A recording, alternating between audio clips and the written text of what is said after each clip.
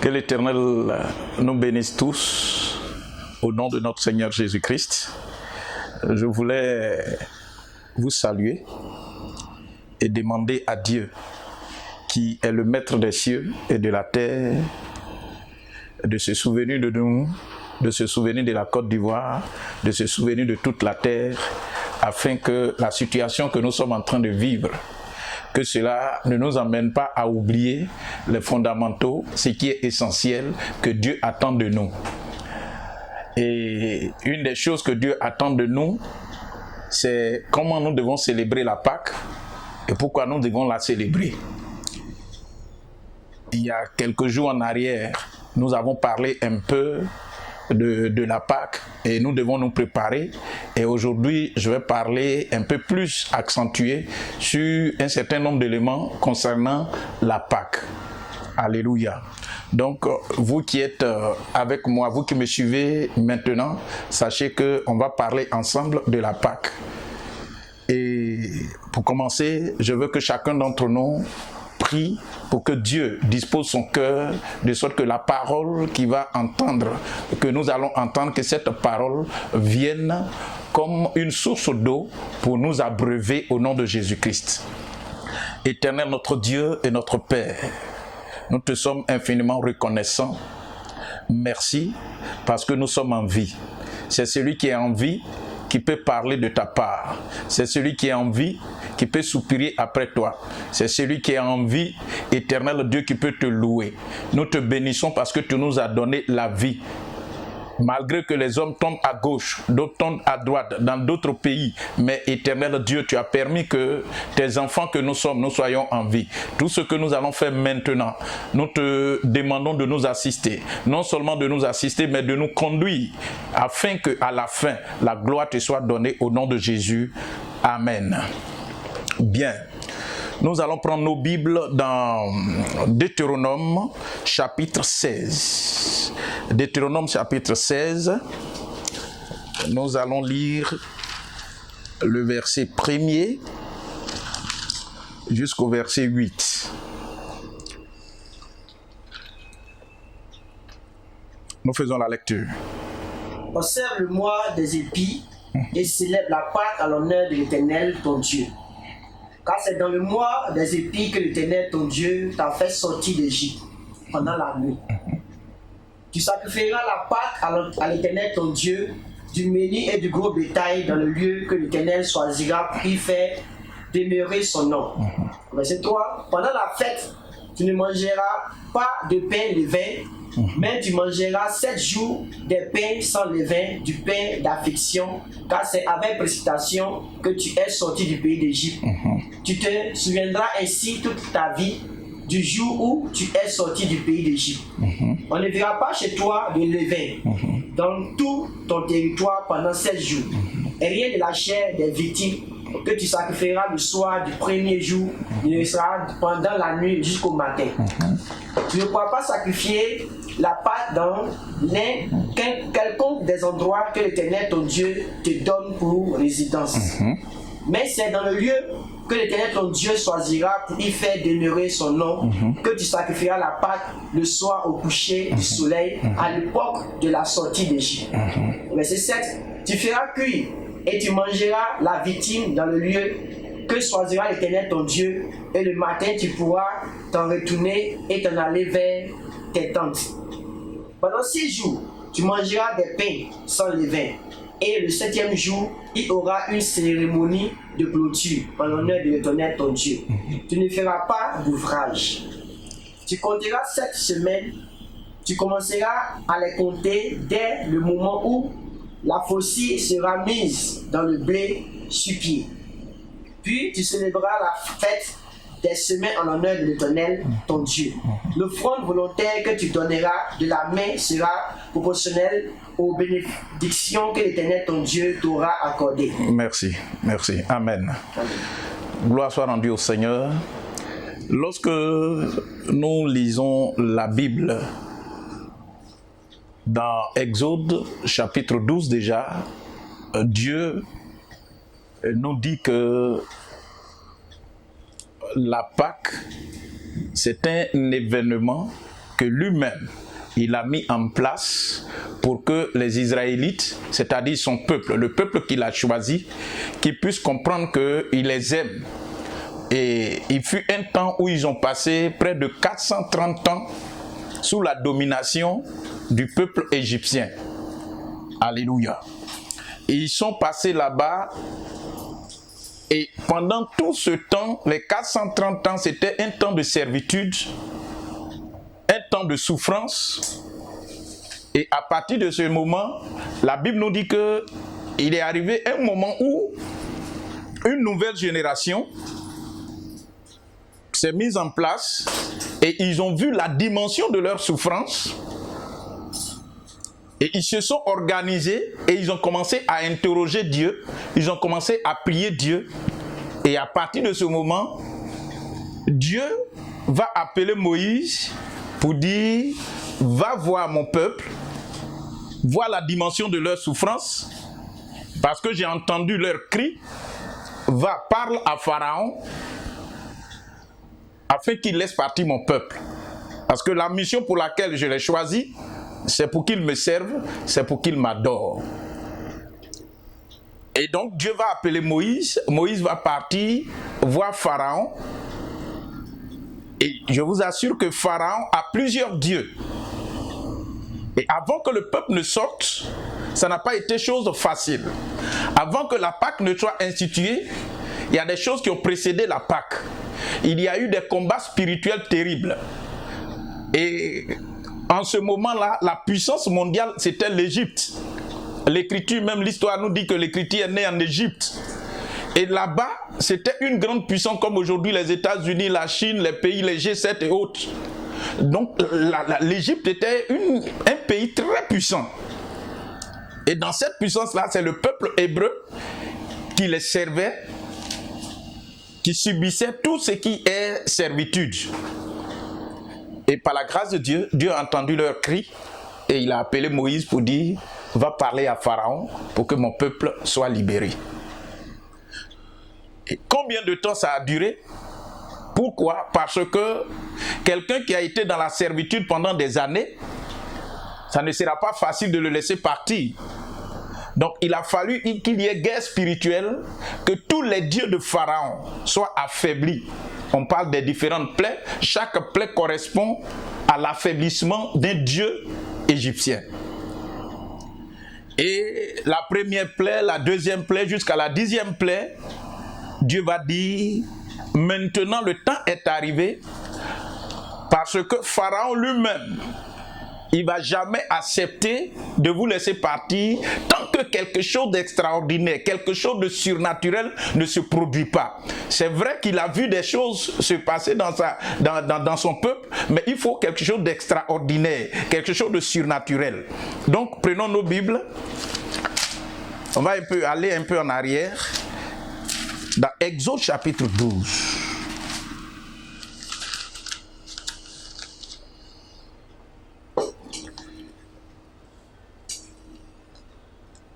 Ah non. Exode chapitre 12.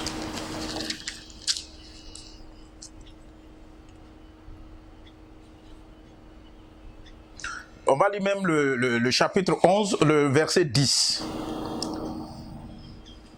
Vas-y. Moïse et Aaron firent tous ces prodiges devant le Pharaon. L'Éternel endurcit le cœur du Pharaon qui ne laissait point partir les Israélites hors de son pays. Malgré tout ce que Dieu est passé par Moïse pour faire en Égypte, c'est-à-dire quoi? Tous les dieux de Pharaon ont été affaiblis, mais Pharaon n'était pas prêt à laisser partir le peuple. Tellement son cœur était dur. Mais Dieu va passer à une autre vitesse, c'est la mort des premiers-nés.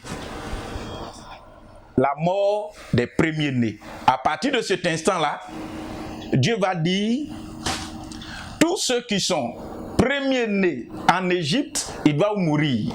Donc il va parler à Moïse. Quand tu vas lire le chapitre 12, il va parler à Moïse et parler aussi à Aaron pour leur dire que voici ce que je mets en place pour que vous partiez parler à mon peuple. C'est que dans chaque maison, on doit prendre un agneau, le tuer et puis prendre son sang pour mettre sur le linteau des portes. Ça sera pour moi un signe, une marque, et c'est à partir de cet instant que je vais frapper tous ceux qui obéiront à cette voix, qui mettront, comme je l'ai déjà dit dans la séance passée, ceux-là seront épargnés parce qu'ils auraient obéi à ma voix. Alléluia. Et donc, la Pâque, comme nous lisons dans Deutéronome chapitre 16, c'est une grande fête que Dieu lui-même a instituée pour commémorer la délivrance du peuple hébreu de la servitude. Parce que 430 ans de servitude, ça n'a pas été facile. Il y a eu plusieurs générations qui se sont succédées. Mais cette nouvelle génération-là, ils ont eu le réflexe pour dire qu'en réalité, la dimension de notre souffrance est devenue tellement accrue et nos pères ont souffert, nos grands-parents ont souffert et nous aussi, nous sommes en train de souffrir. Ce n'est pas normal. Donc, ils ont utilisé la voie de la prière. Donc, la Pâque, comme je l'ai dit, il y a 3 grandes fêtes. Il y a 3 grandes fêtes. La Pâque, elle est la première qui commémore la sortie du peuple hébreu de l'Égypte. Et la deuxième fête, c'est un autre nom qu'on donne à la fête de Pâques, on appelle, excusez-moi, la fête des pains sans levain. Ça va? La fête des pains sans levain.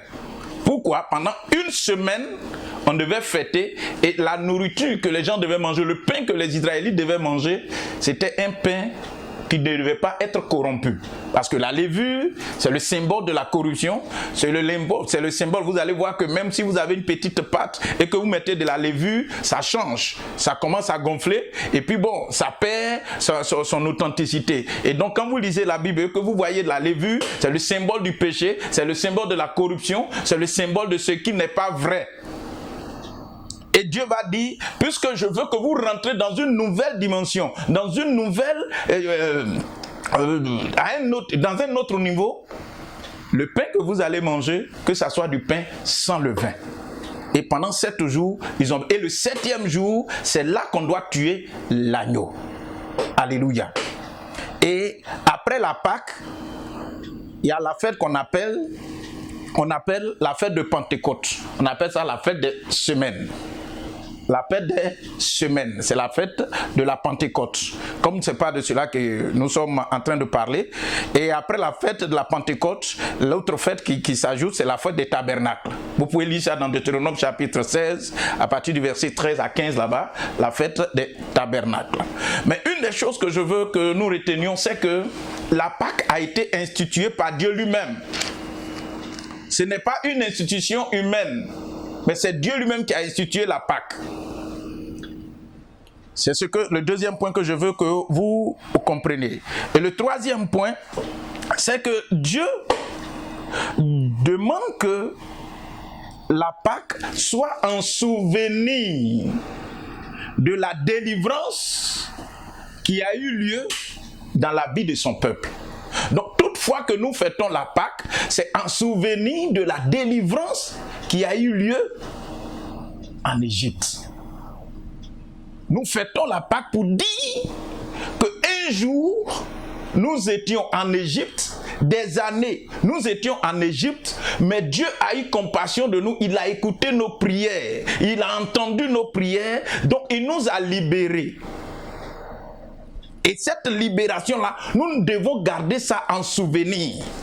Parce que souvent, l'homme oublie vite. L'homme oublie vite les bienfaits de Dieu. Si nous pouvons dénombrer, souvent on oublie les bienfaits de Dieu. C'est ce qu'on attend de Dieu qu'on n'a pas encore eu. C'est de cela qu'on parle. Donc Dieu dit que cette fête-là, je l'institue. Vous devez célébrer ça. Mais toutefois que vous devez célébrer, ayez à l'esprit que c'est un jour vous étiez en Égypte et je vous ai fait sortir de là-bas. Et donc quand on parle de l'Égypte, si nous voulons appliquer ça à notre vie d'aujourd'hui, ce n'est pas aller où se trouve aujourd'hui l'Égypte dont on parle, mais c'est notre état ancien. Notre vie ancienne, où nous étions dans l'idolâtrie, où nous étions dans le fétichisme, où nous étions dans les framations, dans les sectes, nous étions totalement déconnectés de Dieu. Et par rapport à cela, nous étions dans la servitude, nous étions esclaves. Souvent même, il y a des gens, pour pouvoir aller de l'avant, ils s'en vont voir certains féticheurs, certains marabouts. On les fait porter des vêtements. Souvent même, il y a d'autres qui se mettent au carrefour. Ils sont esclaves, ils sont dans la servitude de ces mauvais dieux. Ils sont dans la servitude. Pourquoi? Parce qu'ils ne sont pas libres d'eux-mêmes. Ils ne sont pas libres. Parce que tu vas voir qu'il y a des gens, on peut leur dire très tôt le matin, avant de te lever, voici telle attitude que tu dois avoir, voici telle autre attitude. Il y a des gens qui se lèvent. C'est-à-dire qu'il y a certains vendredis, ils ne doivent pas saluer peut-être leur femme. Il y a certains vendredis, ils ne doivent pas manger de la viande. Ou bien il y a certains jours dans la semaine où ils doivent activer peut-être leur Dieu au point qu'ils ne peuvent même pas eux-mêmes être heureux de leur propre vie parce que leur vie dépend de cette divinité-là. Donc je veux que nous voyions l'Égypte comme étant notre état ancien avant que nous ne soyons chrétiens. Et si nous voyons de cette façon, on va mieux comprendre. Et Dieu dit, toutefois que vous allez fêter la Pâque, souvenez-vous que hier, vous étiez dans la servitude, mais moi, Dieu, je vous donne d'être à un autre niveau de délivrance. Gloire à Dieu. Maintenant, vous devez comprendre que quand on dit la Pâque et que ça marque le début d'une délivrance, ça doit aussi marquer le début ou bien la fin plutôt d'une situation de douleur, d'humiliation, parce que chacun d'entre nous est conscient que être un esclave, c'est plus compliqué même qu'être un ouvrier. Un esclave n'a pas de salaire. Et pendant 430 ans, ils étaient esclaves, sans salaire. Et je vous assure qu'il y a certaines personnes qui vivent ces réalités-là autrement. l'esclavage autrement, la servitude autrement. C'est vrai, tu nous écoutes, c'est vrai, tu es dans la vie, c'est vrai, on dit tu travailles, mais toi-même tu te rends compte que le travail que tu fais, tu ne jouis pas des fruits de ce travail. Le salaire qu'on doit te donner, ce n'est pas ce que tu perçois. Est-ce que toi-même, quand tu t'interroges, tu n'es pas dans une servitude quelque part? Quand toi-même tu analyses ta vie, tu n'es pas dans une servitude quelque part. Est-ce que tu es libre? Si tu entends, quand Dieu a vu que son peuple était dans la servitude et qu'ils étaient en train de crier à lui, Dieu lui-même a pris la décision de choisir un homme pour venir intervenir. Et la Bible nous dit que lorsqu'il est venu, c'est-à-dire Moïse, quand Dieu l'a choisi, il est allé voir Pharaon. Donc ça marque le début aussi d'une délivrance. Si la fin de la servitude, tu l'as constaté, c'est que le début de la délivrance, tu ne dois pas l'oublier. Donc ça marque le début de ta conversion, où tu te dis que à partir d'aujourd'hui, ma vie ne m'appartient plus, ma vie appartient à Dieu. Mais maintenant, quelle est l'attitude que nous devons avoir pour que Dieu intervienne dans notre situation? Amen. Quelle est l'attitude que nous devons avoir? Il faut que chacun d'entre nous prenne conscience de sa situation. C'est-à-dire quoi? Aussi longtemps que tu ne comprendras pas que la vie dans laquelle tu te trouves, ce n'est pas celle-là que Dieu veut pour toi, si tu ne prends pas conscience de toutes les réalités difficiles que tu vis, des événements malheureux qui t'arrivent et qui ça se répète, si tu n'as pas conscience et que tu trouves que c'est quelque chose de normal, tu vas rester là. Le peuple hébreu a fait 430 ans. C'est une nouvelle génération qui est venue, qui a commencé à prier. Voilà pourquoi ils ont obtenu la délivrance. Donc, il faut que tu prennes conscience de ta situation. Quand tu prends conscience de ta situation, il faut désirer la délivrance. Il faut désirer ça. Il faut aspirer à la délivrance. Il faut aspirer à la délivrance. Si tu n'aspires pas à cette délivrance, tu resteras toujours dans une prison, tu resteras toujours dans la servitude. Troisième point, quand tu as conscience de ta situation et que tu aspires à cela, tu dois accepter de crier à Dieu. C'est ce que aujourd'hui la terre tout entière est en train de traverser. C'est ce que le monde entier est en train de traverser. Là où on est arrivé, vous voyez, tout le monde est bloqué chez lui à la maison. Nos activités, tout est bloqué. Même les lieux de culte sont fermés. Vous voyez tout ça? Il y a des gens, ils ont été licenciés. Tu es licencié, demain comment feras-tu pour pouvoir manger? Demain comment feras-tu pour pouvoir payer ton loyer? Les enfants sont là, la famille est là. Comment tu vas t'occuper de cette famille-là? Une réalité se présente à toi. Et quand c'est comme ça, la seule personne qui est capable de nous faire sortir de là, c'est Dieu. Et donc quand le peuple hébreu a vu cela, ils ont commencé à prier Dieu. Donc là où tu te trouves, pour que tu puisses sortir et être heureux demain, il faut que tu sois un homme de prière. Et généralement, quand nous traversons ces situations, au lieu de prier, au lieu de chercher Dieu, que Dieu vienne intervenir, on commence plutôt à insulter Dieu. On commence à traiter Dieu de tout ce qui n'est pas, oubliant tout ce qu'il a déjà fait pour nous. Frère, il est important que nous soyons reconnaissants. Parce que Dieu dit, la commémoration de la fête doit être le souvenir des bienfaits qu'il a eu à faire pour nous. Donc si Dieu te fait du bien, et qu'aujourd'hui tu te trouves dans une situation compliquée plutôt, il faut que tu n'oublies pas déjà les bienfaits que Dieu t'a fait. Mais aujourd'hui, on est plus concentré sur ce que Dieu n'a pas encore fait et ce qu'il a déjà fait pour nous. Bien. Quand tu cries à l'Éternel, une des choses que je veux que tu comprennes, c'est qu'il faut accepter d'affronter Pharaon. Il faut accepter d'affronter Pharaon. Pharaon, c'est l'image de celui qui a la possibilité de te maintenir dans une situation inconfortable. C'est celui qui a la possibilité de te maintenir dans une situation inconfortable. Et si tu ne décides pas de l'affronter, si tu ne décides pas, parce que souvent derrière une situation, il y a un esprit. Les gens ne veulent pas qu'on en parle, mais c'est une réalité. Derrière une situation qui perdure, qui persiste, il y a un esprit. Aujourd'hui, ce que le monde entier est en train de vivre, nous sommes tous conscients qu'il y a un esprit qui est derrière. Et cet esprit-là, c'est de nous donner la mort.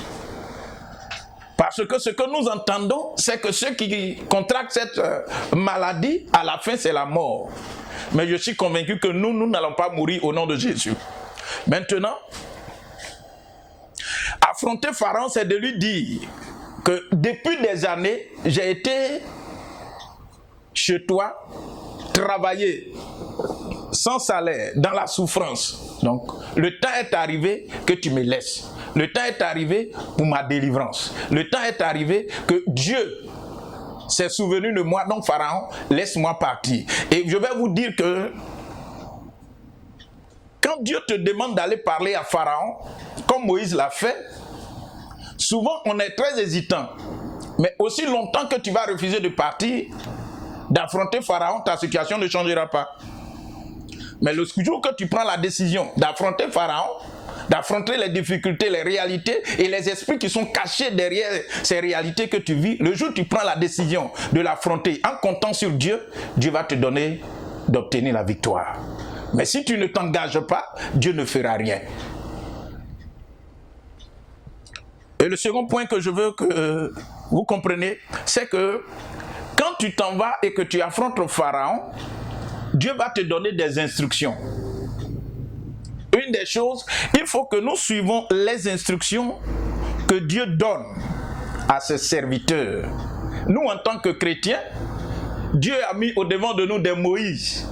Dieu a mis devant nous des Aaron. Dieu a mis devant nous des pasteurs. Dieu a mis devant nous des prophètes. Il est important que ce qu'ils reçoivent de Dieu, et puis il nous demande de faire, il faut que nous soyons obéissants à ses instructions. Parce que quand Moïse, Dieu lui a dit d'aller voir, en même temps, il s'est battu avec Pharaon spirituellement.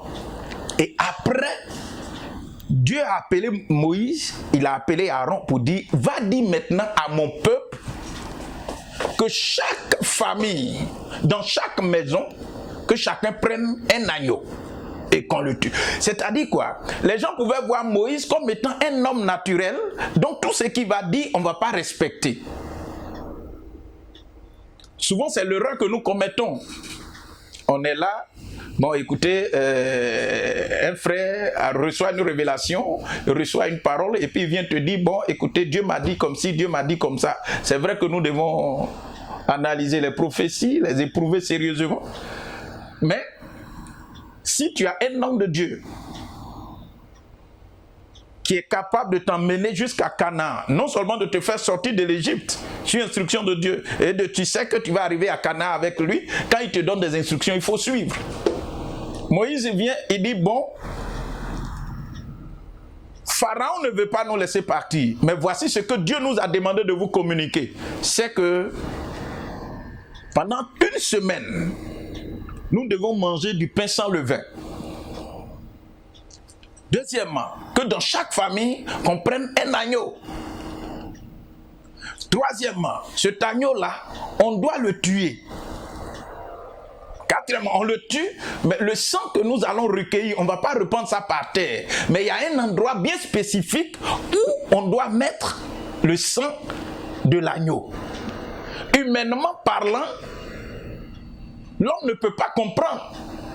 Quand vous avez en face de vous un homme de Dieu qui est en train de vous donner des instructions, il ne faudrait pas que vous voyez l'homme naturel, mais voyez l'homme spirituel qui est capable de dire une parole parce qu'il est en intimité avec Dieu et Dieu va utiliser cette parole-là pour produire des choses dans votre vie. Moïse prend tout ce que Dieu lui a donné comme parole et puis il vient communiquer au peuple, tous ceux qui ont obéi. Pourquoi? Parce que quand Dieu dit ça là, c'est que derrière, il y a quelque chose parce qu'il a dit qu'il veut délivrer son peuple. Quand Dieu veut délivrer là, il faut qu'il affaiblisse Pharaon. Il faut qu'il affaiblisse Pharaon. Donc, Moïse vient, il communique et puis les gens, ils obéissent. Donc prendre conscience du niveau de la servitude, du niveau de notre souffrance, parce que 430 ans, c'est pas chose facile. Au moment où nous on naissait, nos parents étaient des adorateurs. Ils adoraient des faux dieux. Donc d'office, notre vie chrétienne, c'est pas facile. Deuxièmement, il faut désirer, quand tu as pris conscience de toutes ces réalités, il faut désirer la délivrance. Je reviens sur ces points-là. Il faut désirer la délivrance, il faut soupirer après ça. Troisièmement, il faut crier à l'Éternel. Quatrièmement, il faut accepter d'affronter Pharaon. Et généralement, c'est sur ce point-là que plusieurs abandonnent. Parce que Pharaon, ce n'est pas du jour au lendemain qu'il va te laisser. Ça peut durer 1 an. Ça peut durer 1 semaine pour d'autres. Ça peut durer 1 mois pour d'autres. Le combat est rude. Les gens ne te comprennent pas. Plus tu vois que la chose va commencer à se matérialiser, c'est comme si quelque chose vient pour couper ça. Donc frère, il est important. Maintenant, il faut, le 5e point, il faut suivre les instructions que Dieu donne. Parce qu'il a dit de ne pas manger le pain avec la levure, du pain sans levain. C'est pas facile. Certainement qu'ils n'étaient pas habitués à manger ce pain. Mais ce jour-là, il fallait respecter ça. On dit que chaque famille tue un agneau. Peut-être qu'ils n'en ont pas. Mais Dieu dit, il faut que vous tuez l'agneau. C'est la dimension du sacrifice lorsque tu aspires à la délivrance. Dieu va te demander de faire sacrifice. Même dans le monde traditionnel, dans le monde païen, tu ne peux pas vouloir atteindre un certain niveau de victoire sans passer par un sacrifice. Alléluia. Et donc, c'est la même chose, pour ne pas dire que c'est Dieu lui-même qui a demandé ça. Il faut qu'il y ait un sacrifice. Mais maintenant, tout ce qu'il était en train de faire, on peut mettre ça dans un package. C'était une action prophétique que Dieu était en train de faire. Tout ce qu'il était en train de dire, parce que vous allez voir qu'il dit que cela soit de manière perpétuelle dans la vie du peuple. Donc il faut que, en tant qu'enfant de Dieu, en tant que chrétien, il faut que vous croyiez aux actions prophétiques. C'est-à-dire quoi?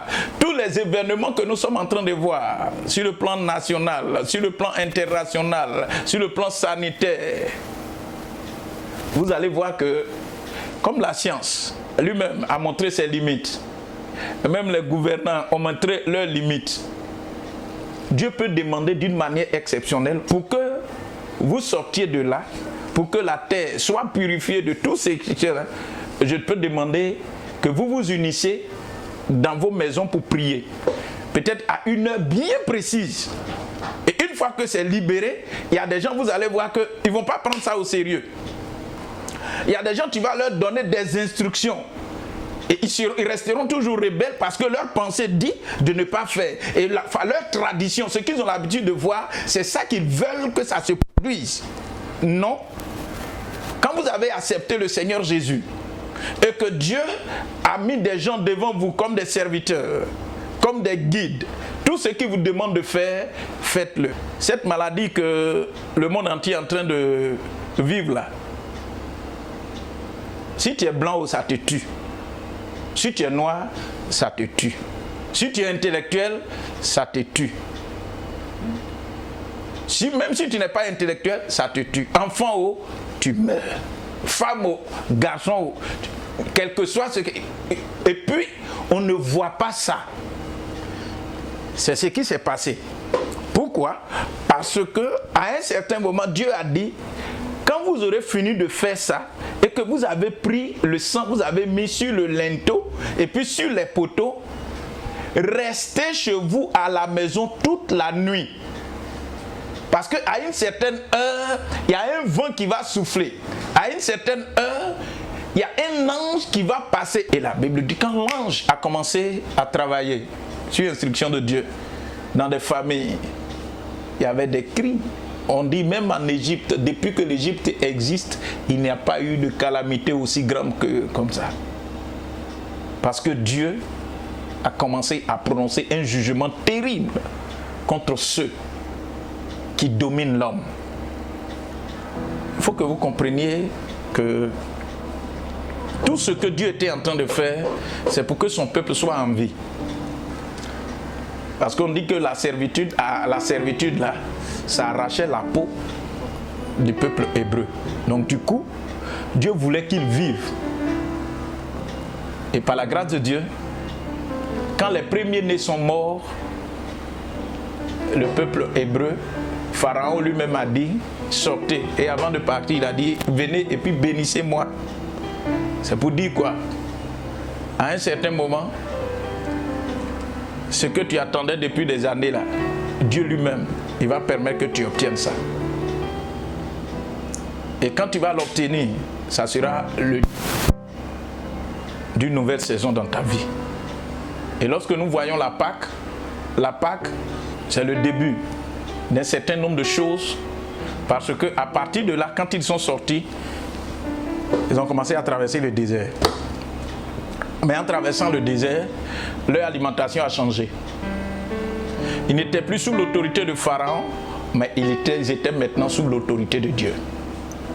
La Pâque, c'est le fait de sortir sous l'autorité de Satan et de demeurer sous l'autorité du Dieu créateur. Et lorsque nous sommes sous l'autorité du Dieu créateur, il y a un certain nombre de choses qu'il va nous exiger. Il va nous demander de traverser le désert. Mais on ne va pas rester dans le désert, à condition que toi-même tu te rebelles. Mais lorsque nous traversons le désert, Dieu ne nous abandonnera pas. Il nous aidera et on va arriver à Canaan. Parce que la promesse qui était rattachée à leur sortie, c'est d'arriver à Canaan. Canaan, il y a beaucoup de choses qui sont là-bas. Mais pour y arriver, il faut traverser le désert. Pour y arriver, il y a des combats. Certainement, ta vie chrétienne, c'est vrai, tu t'es donné au Seigneur, mais tu te rends compte que tout est un peu bizarre, tout est sec autour de toi, tout est trop compliqué autour de toi. Mais n'abandonne pas, frère, n'abandonne pas, ma soeur, parce que si tu abandonnes, c'est comme si le travail que Dieu a fait en te faisant sortir de l'Égypte, c'est comme si tu n'es pas reconnaissant. Mais reste accroché à Dieu, reste attaché à Dieu, reste connecté à Dieu et persévère. Un jour, le désert va finir et tu vas arriver à Canaan. Parce que Canaan, c'est là-bas que Dieu nous a demandé de rester. Et c'est quand ils sont arrivés à Canaan que vous allez voir que la vie de plusieurs a commencé à changer. Et je suis convaincu qu'il y a beaucoup de choses à dire. Mais nous allons nous arrêter là. Et la prochaine fois, puisque lorsque nous irons dans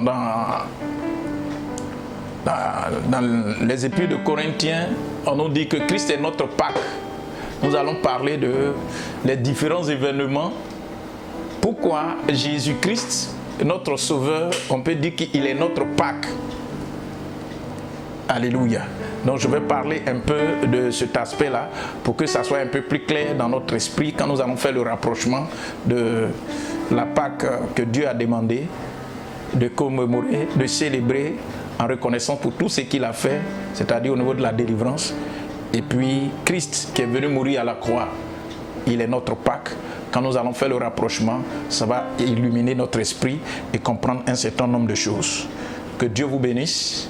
Merci pour votre attention et je crois que Dieu permettra que nous ne soyons pas toujours dans le confinement, mais on va se retrouver dans les lieux de culte et on va célébrer Dieu une autre façon pour lui dire merci de nous avoir gardés. Parce que ce dont je suis sûr, c'est qu'on ne va pas rester dans cette maladie, mais on va sortir de là avec de nouvelles dispositions pour la seule gloire de son nom.